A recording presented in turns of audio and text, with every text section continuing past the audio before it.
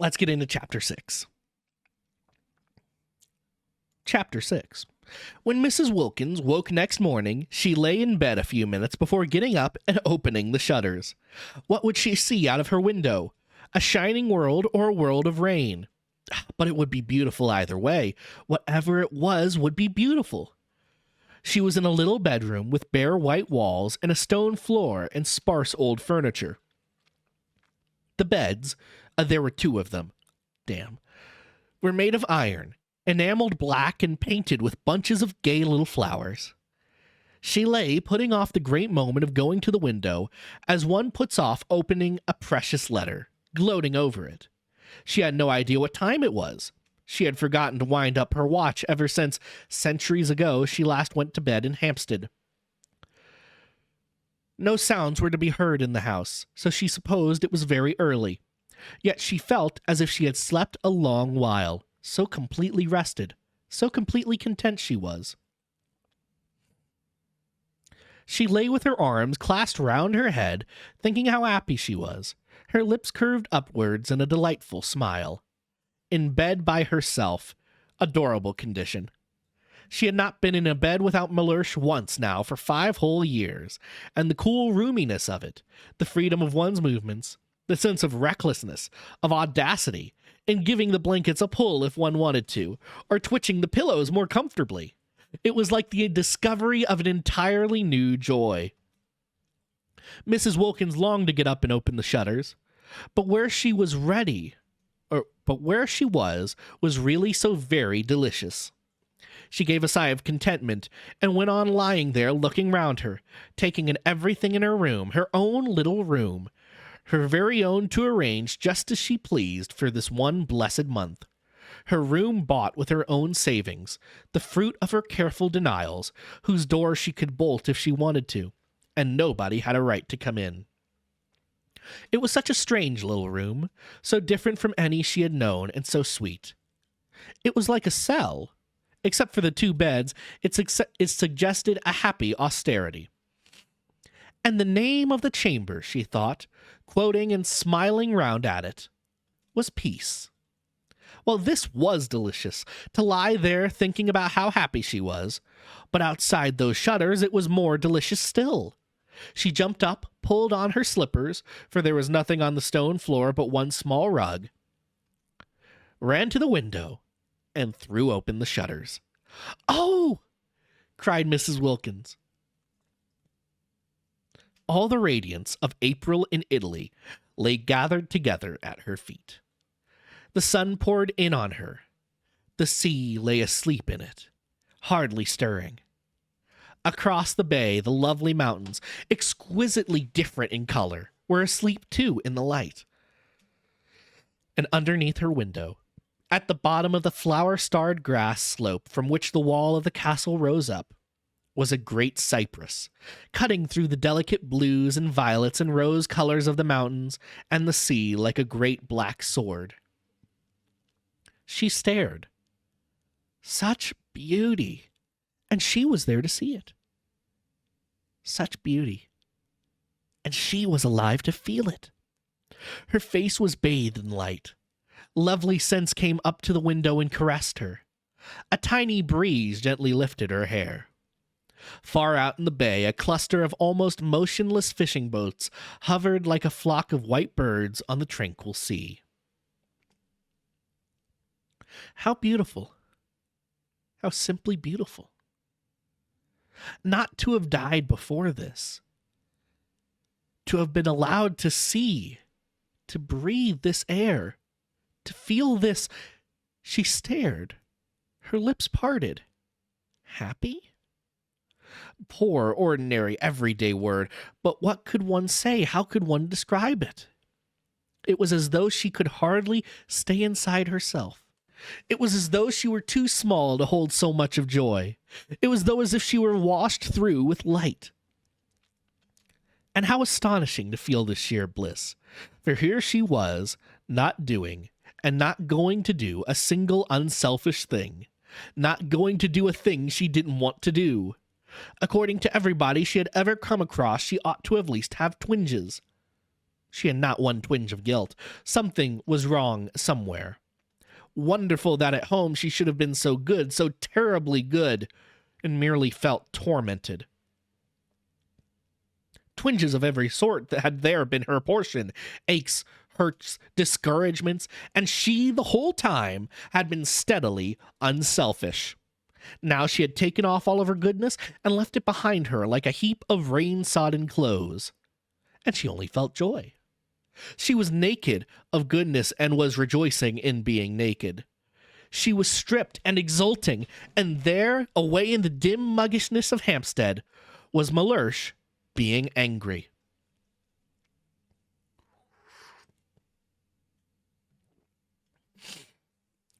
She tried to visualize Mellersh.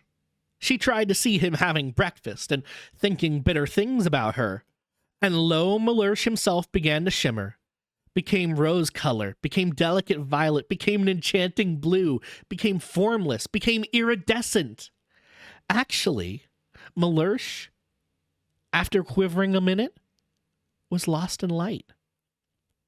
Well, thought Mrs. Wilkins, staring, as it were, after him.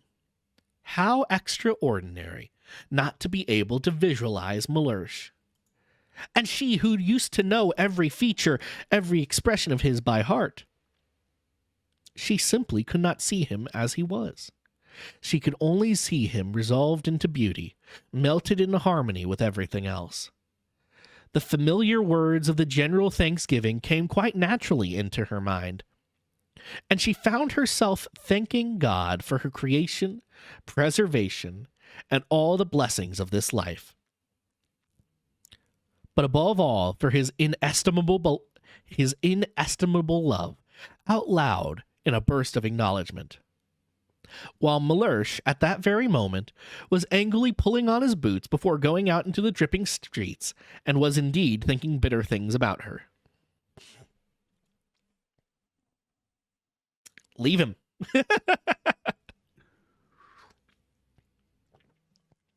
She began to dress, choosing clean white clothes in honor of the summer's day, unpacking her suitcases, tidying her adorable little room.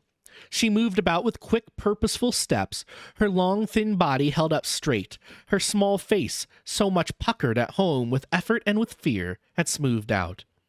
All she had been and done before this morning, all she had felt and worried about, was gone. Each of her worries behaved as the image of Mellersh had behaved, and dissolved into color and into light. And she noticed things she had not noticed for years. When she was doing her hair in front of the glass, she noticed it, and thought, why, what pretty stuff! For years, she had forgotten she had such a thing as hair, plaiting it in the evening and unplaiting it in the morning, with the same hurry and indifference with which she laced and unlaced her shoes. Now, she suddenly saw it, and she twisted it round her fingers before the glass, and was glad it was so pretty. Mellersh couldn't have seen it either, for he had never said a word about it. Well, when she got home, she would draw his attention to it. Mellersh, she would say, look at my hair. Aren't you pleased you've got a wife with hair like curly honey? She laughed. She had never said anything like that to Mellersh yet, and the idea of it amused her. But why had she not? Oh, yes, she used to be afraid of him. It's funny to be afraid of anybody, and especially of one's husband, who one saw in his more simplified moments, such as asleep and not breathing properly through his nose. When she was ready, she opened her door to go across to see if Rose, who had been put the night before by a sleepy maidservant into a cell opposite, were awake. She would say good morning to her, and then she would run down and stay with that cypress tree till breakfast was ready. And after breakfast, she wouldn't so much as look out of a window till she had helped Rose get everything ready for Lady Caroline and Mrs. Fisher. There was much to be done that day, settling in, arranging the rooms. She mustn't leave Rose to do it alone. They would make it all so lovely for the two to come, and have such an entrancing vision ready for them of little cells bright with flowers. She remembered that she had wanted Lady Caroline not to come. fancy wanting to shut someone out of heaven because she thought she would be shy of her. And as though it mattered if she were. As though she could be anything so self-conscious as shy. Besides, what a reason.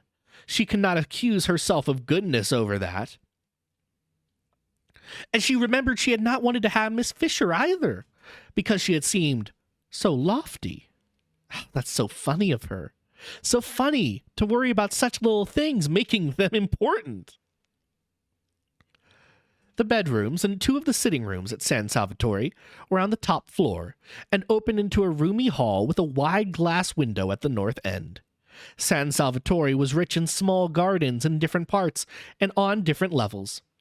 The garden this window looked down on was made on the highest parts of the walls and could only be reached through the corresponding spacious hall on the floor below.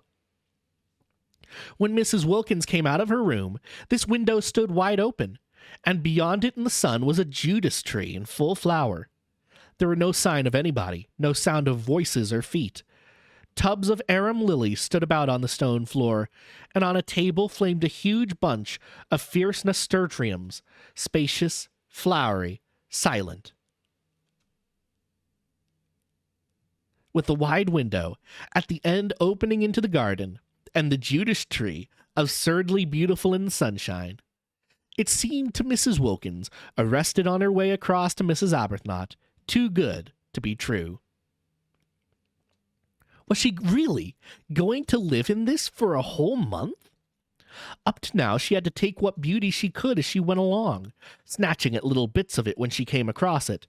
A patch of daisies on a fine day in a Hampstead field, a flash of sunset between 2 chimney pots. She had never been in definitely, completely beautiful places. She had never even been in a venerable house.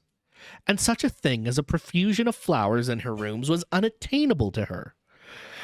Sometimes in the spring she had brought 6 tulips at Shoolbred's, unable to resist them, conscious that Mellersh, if he knew what they had cost, would think it inexcusable. But they had soon died, and then they were no more. As for the Judas tree, she hadn't an idea what it was, and gazed out at it there against the sky with the rapt expression of one who sees a heavenly vision. Mrs. Arbuthnot, coming out of her room, found her like that, standing in the middle of the hall, staring. Now what does she think she sees? Thought Mrs. Arbuthnot. Mrs. Wilkins turned to her, speaking with extreme conviction. We are in God's hands. Oh, said Mrs. Arbuthnot quickly, her face, which had been covered with smiles when she came out of her room, falling. Why? What has happened? For Mrs. Arbuthnot had woken up with such a delightful feeling of security, of relief, and she did not want to find that she had not, after all, escaped from the need of refuge.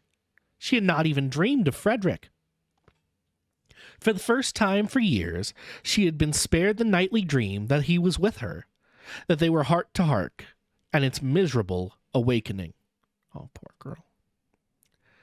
She had slept like a baby, and she had woken up confident, and she had found that there was nothing she wished to say in her morning prayer except thank you. It was disconcerting to be told after all of that she was in God's hands. I hope nothing has happened? She asked anxiously. Mrs. Wilkins looked at her a moment and laughed. How funny, she said, kissing her. What is funny? Asked Mrs. Arbuthnot, her face clearing, because Mrs. Wilkins laughed. We are. This is everything. It's all so wonderful. It's so funny and so adorable that we should be in it. I dare say when we finally reach heaven, the one they talk about so much, we shan't find it a bit more beautiful. Mrs. Arbuthnot relaxed to smiling securely again. Isn't it divine? She said. Were you ever in your life so happy? Asked Mrs. Wilkins, catching her by the arm. No, said Mrs. Arbuthnot. Nor had she been. Not ever. Not even in her first love days with Frederick. Because pain had always been close at hand in that other happiness. Ready to torture, with doubts, to torture even the very excess of her love. Well, this was the simple happiness of complete harmony with her surroundings. The happiness that asks for nothing, that just accepts, just breathes, just is. "Let's go and look at that tree close," said Mrs. Wilkins. "I don't believe it can only be a tree." And arm in arm they went along the hall, and their husbands would not have known that their faces were so young with eagerness. And together they stood at the open window, and when their eyes, having feasted on the marvelous pink thing, wandered farther along the beauties of the garden, they saw sitting on the low wall at the east edge of it, gazing out over the bay, her feet in lilies, Lady Caroline. They were astonished. They said nothing in their astonishment, but stood quite still, arm in arm, staring down at her. She, too, had on a white frock, and her head was bare. They had no idea that day in London, when her hat was down to her nose and her furs were up to her ears, that she was so pretty. They had merely thought her different from the other women in the club, and had so the other women themselves, and so had all the waitresses, eyeing her sideways and eyeing her again as they passed the corner where she sat talking. But they had no idea she was so pretty. She was exceedingly pretty. Everything about her was very much that which it was. Her fair hair was very fair. Her lovely gray eyes were very lovely and very gray. Her dark eyelashes were very dark, and her white skin was very white. Her red mouth was very red. She was extravagantly slender, the merest thread of a girl, though not without little curves beneath her thin frock where little curves should be. She was looking out across the bay, and was sharply defined against the background of empty blue. She was full in the sun. Her feet dangled among the leaves and flowers of the lilies, just as if it did not matter that they should have been bent or bruised. "She ought to have a headache," whispered Mrs. Arbuthnot at last, "sitting there in the sun like that." "She ought to have a hat," whispered Mrs. Wilkins. "She's treading on lilies, but they're hers as much as ours. Only 1/4 of them." Lady Caroline turned her head. She looked up at them a moment, surprised to see them so much younger than they had seemed that day in the club, and so much less unattractive. Indeed, they were really almost quite attractive, if anyone could really ever be quite attractive in the wrong clothes.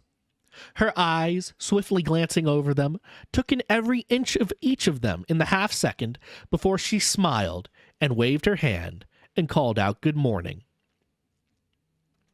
There was nothing, she saw at once, to be hoped for in the way of interest from their clothes. She did not consciously think this, for she was having such a violent reaction against beautiful clothes and the slavery they impose on one. Her experience being that the instant one had got them, they took one in hand and gave one no peace, till they had been everywhere and been seen by every one. You didn't take your clothes to parties. They took you. It was quite a mistake to think that a woman, a really well-dressed woman, wore out her clothes. It was the clothes that wore the woman, dragging her about at all hours of the day and night. No wonder men stayed young longer. Just new trousers couldn't excite them. She couldn't suppose that even the newest trousers ever behaved like that, taking the bit between their teeth. Her images were disorderly, but she thought as she chose. She used what images she liked.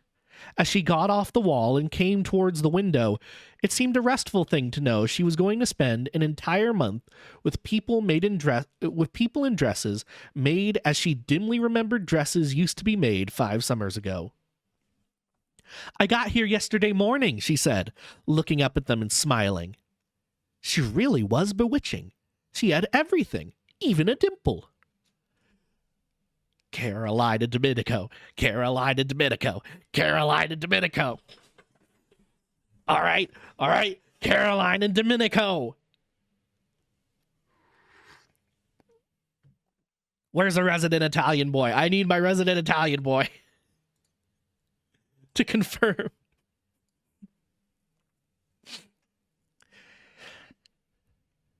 "It's a great pity," said Mrs. Arbuthnot, smiling back, "because we were going to choose the nicest room for you." "Oh, but I've done that," said Lady Caroline. At least I think it's the nicest. It looks two ways. I adore a room that looks two ways, don't you? Over the sea to the west, and over this Judas tree to the north. And we had meant to make it pretty for you.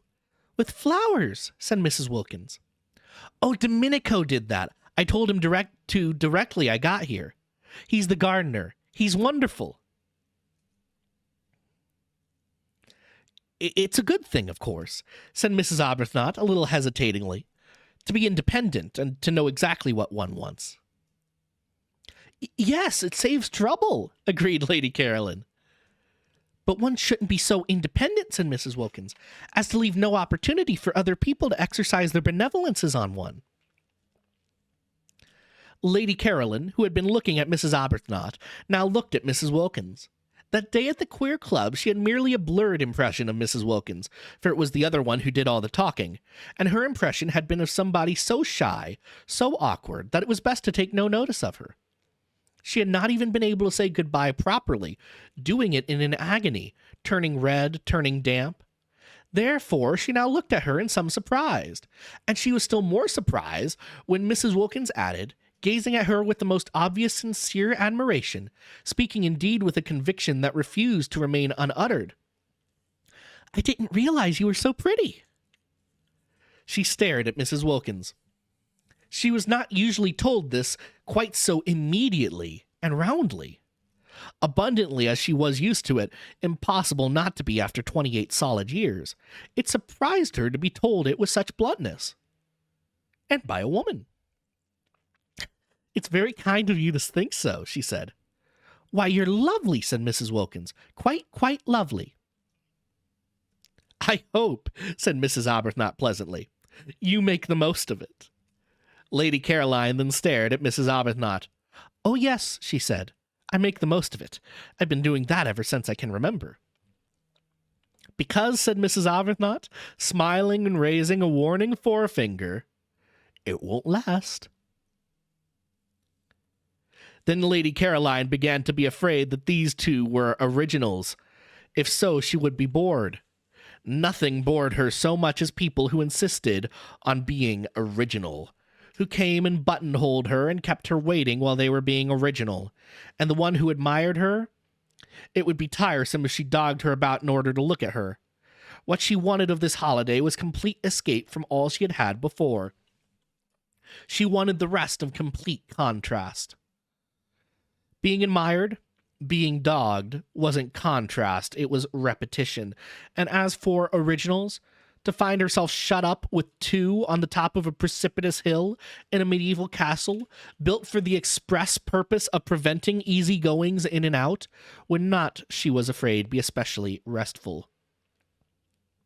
Perhaps she had be a little less Perhaps she had better be a little less encouraging.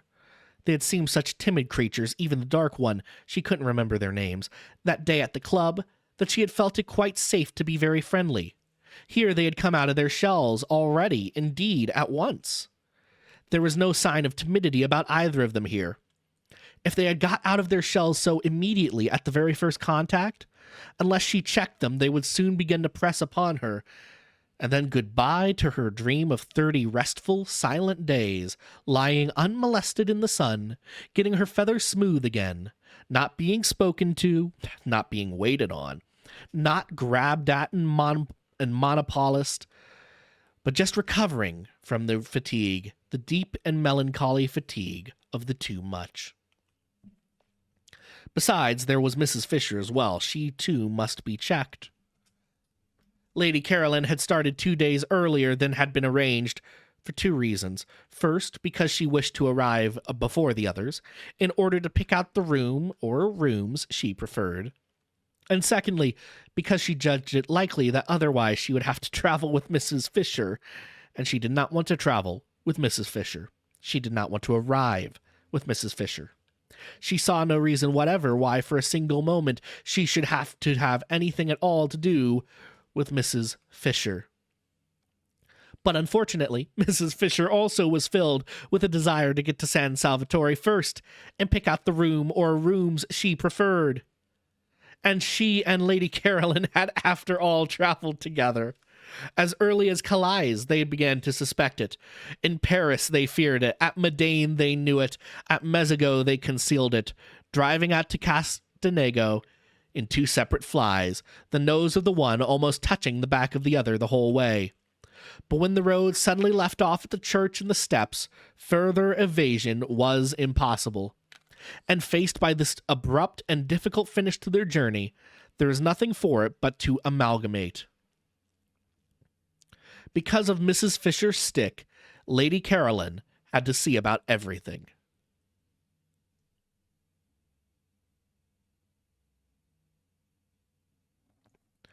Mrs. Fisher's intentions, she explained from her fly when the situation had become plain to her, were active, but her stick prevented their being carried out. The two drivers told Lady Caroline boys would have to carry the luggage up to the castle, and she went in search of some, while Mrs. Fisher waited in the fly because of her stick. Mrs. Fisher could speak Italian, but only, she explained, the Italian of Dante, which Matthew Arnold used to read to her when she was a girl, and she thought this might be above the head of boys.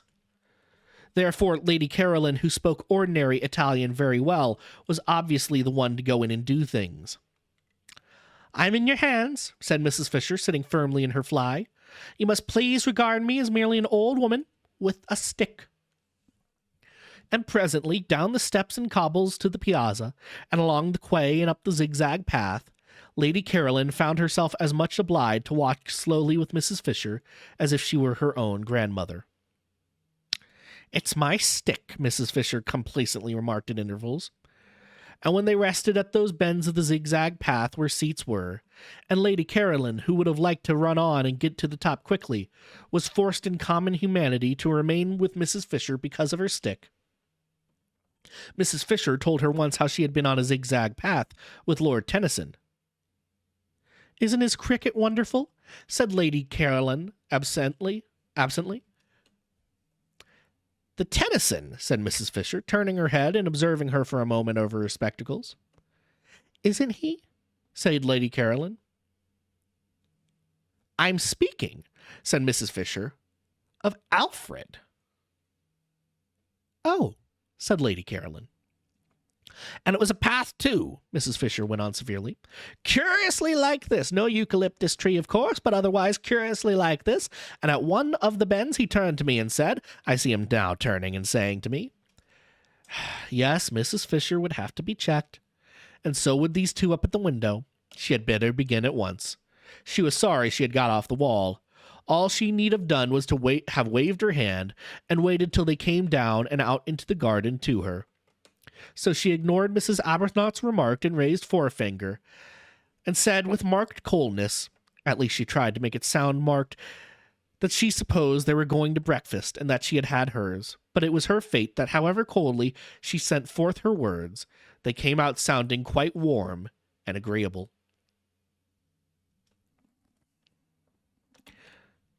That was because she had a sympathetic and delightful voice, due entirely to some special formation of her throat and the roof of her mouth, and having nothing whatever to do with what she was feeling. Nobody, in consequence, ever believed they were being snubbed. It was most tiresome, and if she stared icily, it did not look icy at all, because her eyes, lovely to begin with, had the added loveliness of very long, soft, dark eyelashes. No icy stare could ever come out of eyes like that. It got caught and lost in the soft eyelashes, and the person stared merely thought they were being regarded with a flattering and exquisite attentiveness. And if she was out of humor or definitely cross, and who would not be sometimes in such a world, she only looked so pathetic that people all rushed to comfort her, if possible by means of kissing. It was more than tiresome. It was maddening. Nature was determined that she should look and sound angelic. She can never be disagreeable or rude without being completely misunderstood. "I had my breakfast in my room," she said, trying her utmost to sound curt. "Perhaps I'll see you later?"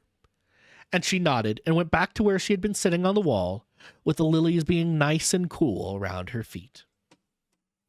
And that's the end of chapter 6. Lady Caroline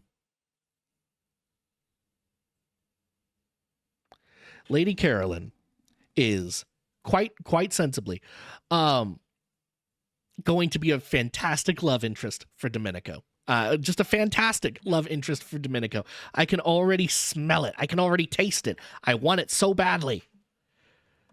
She's going to be humbled, and then she's going to fall in love with an Italian man. It's going to be fantastic. All right? It's going to be great. I love it so much. It's going to be funny too. You know what I see quickly developing here? I see 3 busybodies and a high lady and an Italian man. All right? This is going to start ending up being like Cupid scenarios. I can't wait. It's going to be so good. It's going to be so good.